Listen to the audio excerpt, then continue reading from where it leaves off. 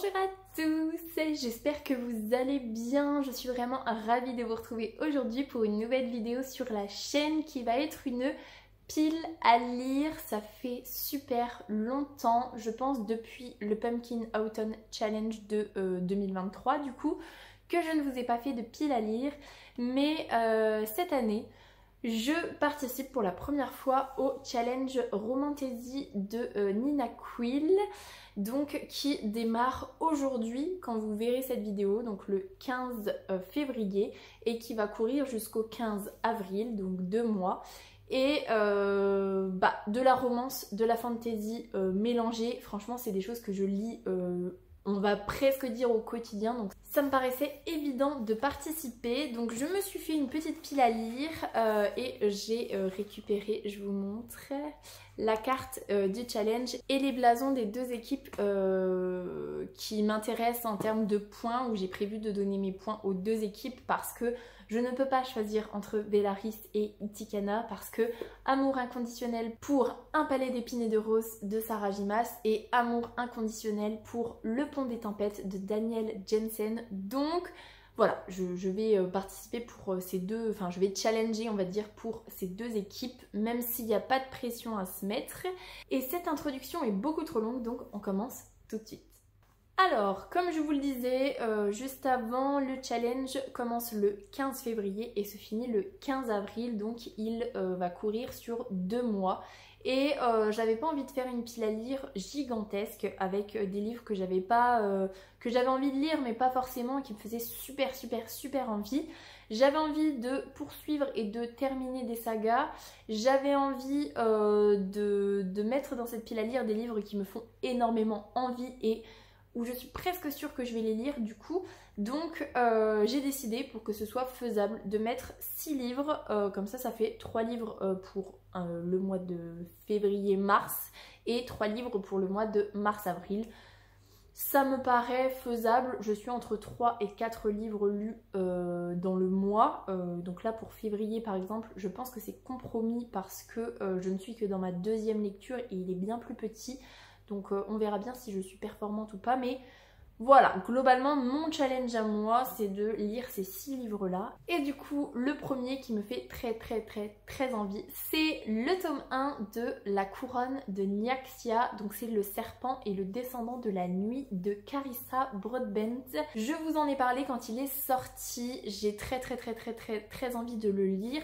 Surtout que Cam de Madame Errance, que je suis depuis fin 2023 vraiment assez régulièrement, je sais qu'elle l'a lu avec ses pattes et qu'elle avait adoré sa lecture, donc ça me donne encore plus envie de me lancer dedans. Pour vous faire un rappel du résumé, on va suivre une humaine qui est la fille adoptive du roi des vampires, puisque dans cet univers-là, on a les humains et les vampires qui coexistent plus ou moins on va dire, et tous les 300 ans, je ne sais plus, il y a une sorte de concours qui va se mettre en place pour voilà, prouver quelque chose ou acquérir plus de pouvoir.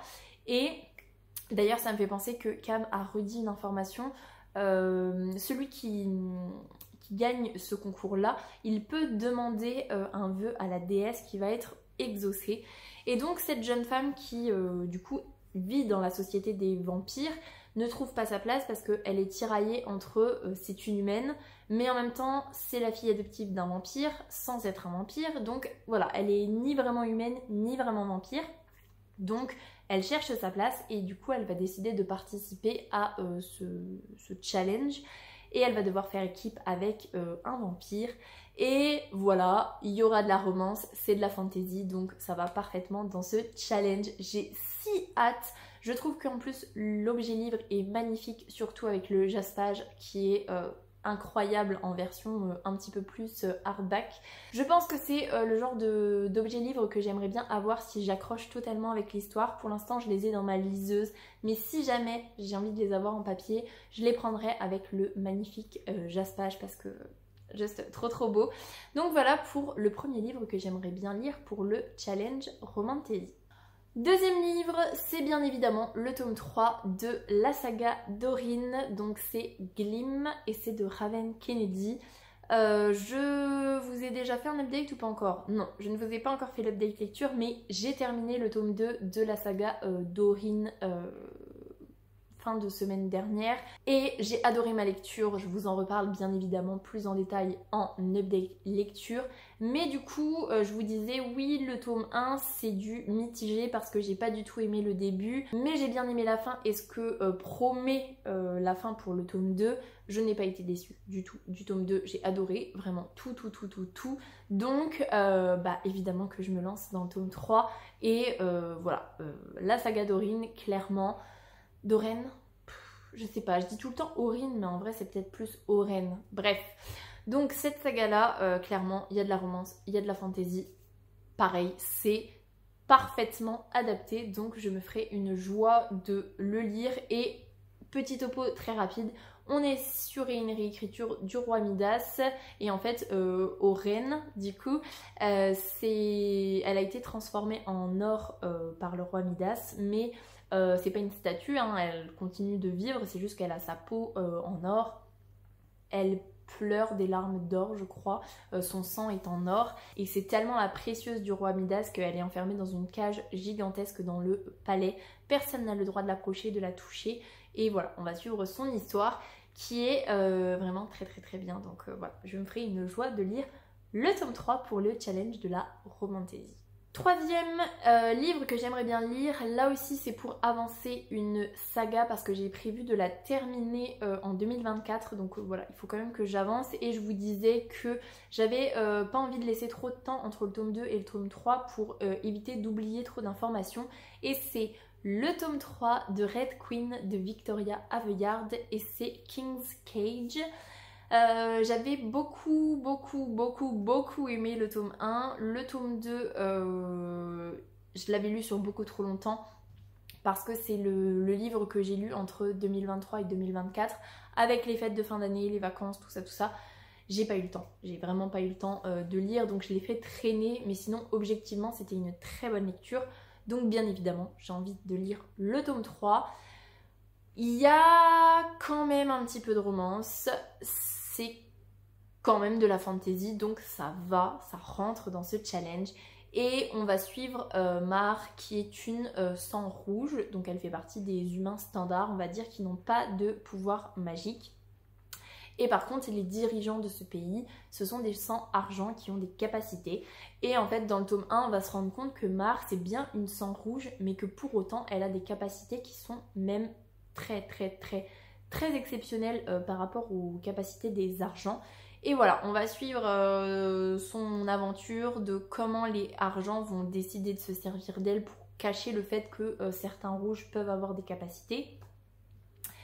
On va voir aussi en parallèle la rébellion des sangs rouges qui va se mettre en place parce que les conditions pour les sangs rouges d'exploitation, tout ça, bah c'est, voilà, il y a la rébellion qui se met en place et c'est vraiment très bien et j'ai vraiment hâte de poursuivre cette saga et aussi de la terminer, donc voilà.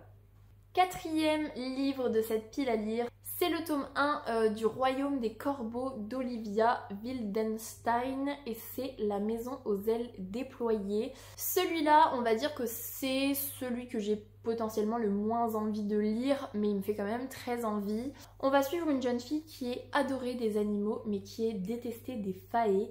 Et en fait, un jour, elle va, sans le faire exprès, libérer un démon et elle va devenir l'obsession de ce démon. En parallèle, la seule personne faée qui l'adore, mais vraiment qui l'adore, c'est le prince. Et voilà, donc il y a de la romance, il y a de la fantasy, ça va parfaitement. Mais on va dire que celui-là, il me titille un petit peu, mais beaucoup moins que les autres. Donc je pense que ce sera très certainement ma dernière lecture pour le challenge. Et puis si jamais je n'arrive pas à lire les 6, et bien je pense que ce sera celui-là qui va passer un petit peu à la trappe. Mais en tout cas, il me fait quand même très envie. Mais ça devrait être lu quand même en 2024, même si c'est pas pour ce challenge, ce sera pour un autre ou sans challenge particulier. Bien que je participe à Zo en folie de Elodie de Ingrid la lectrice, donc quoi qu'il en soit, si je le lis en 2024, il fera partie quand même du challenge Zo en folie. Bref, donc voilà pour le quatrième livre.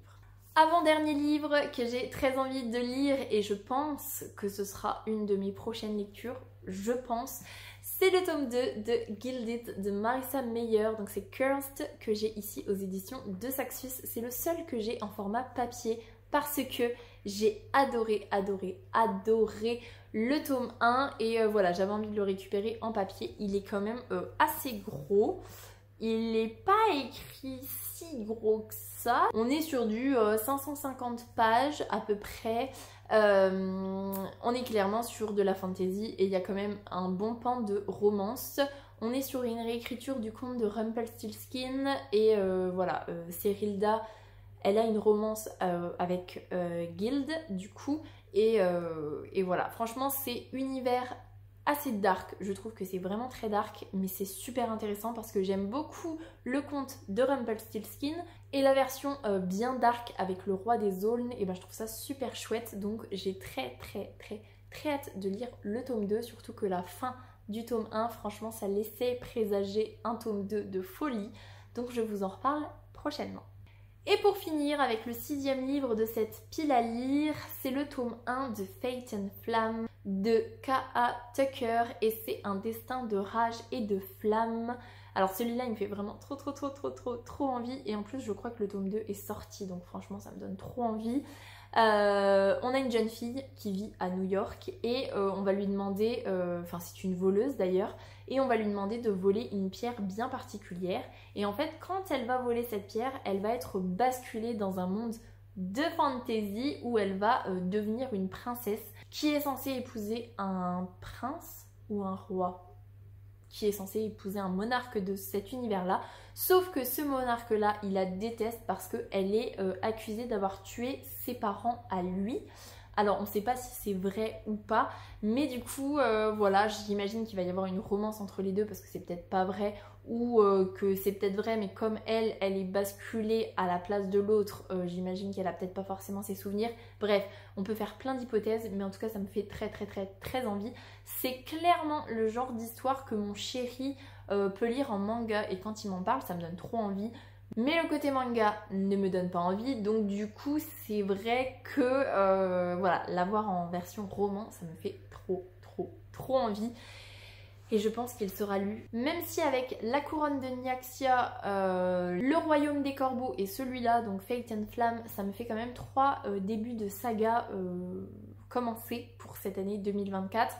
Je terminerai très certainement la saga Gilded de Marissa Meyer et j'avance quand même 2 autres sagas avec Red Queen et avec la saga d'Oren. Donc on va dire que ça passe. Donc voilà pour ma pile à lire. J'espère qu'elle vous plaira, j'espère qu'elle vous donnera peut-être des idées si vous aussi vous participez au challenge Romantasy de Nina Quill. Je vous remets d'ailleurs dans le petit i le lien vers sa vidéo explicative du challenge. Si vous n'en avez pas entendu parler, mais si vous aimez ce genre littéraire là, franchement c'est un challenge pépère tranquille, en fait il n'y a pas d'enjeu, on va dire, c'est juste qu'on lit et on donne des points à une équipe, mais globalement, en fait, si c'est déjà des choses que vous lisez de base, bah voilà quoi. Donc voilà, très hâte de commencer ce challenge. Et puis voilà, je vous laisse là-dessus, j'espère que cette vidéo vous aura plu. Si c'est le cas, n'hésitez pas à mettre un petit pouce dans les airs, à vous abonner à la chaîne et à venir discuter avec moi en commentaire, ça me fera super plaisir. En attendant, je vous souhaite une très belle semaine, de très belles lectures et je vous dis à la semaine prochaine. Salut!